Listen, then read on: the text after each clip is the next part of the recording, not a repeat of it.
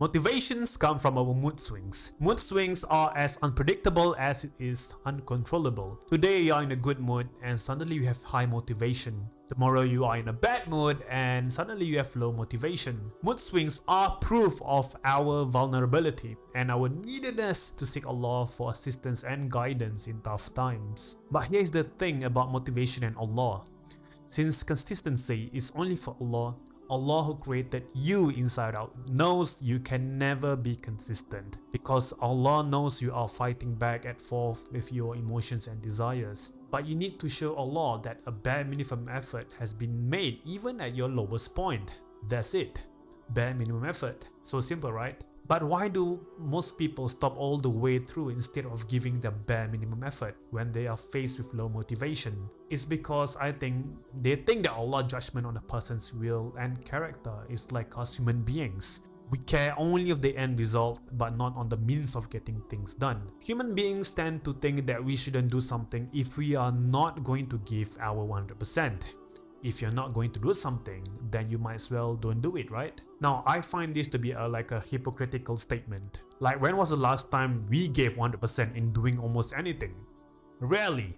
If everyone has this mindset of not doing something just because they're unmotivated, then all of us should stop going to work. Because rarely people go to work with 100% motivation. They still go to work even when they are unmotivated. Because the reward, i.e. their salary, is too great to listen to their current state of motivation. Wherever workplace you are in, as long you do the bare minimum, you will get paid. Of course, minimally. Now that you have understood this, why not apply the same mindset when you are feeling unmotivated by what Allah has made mandatory for you? Just do the bare minimum of what is required of you by Allah.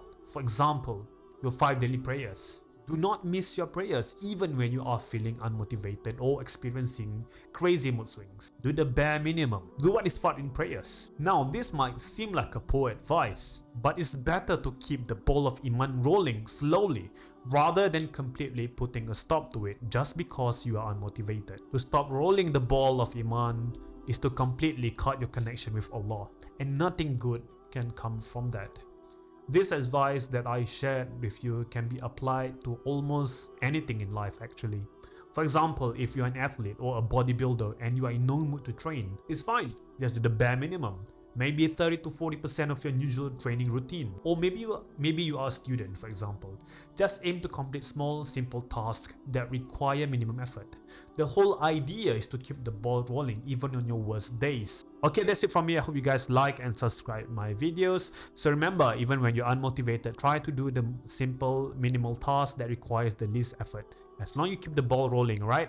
That's it from me. Assalamualaikum to all of you. Bye-bye.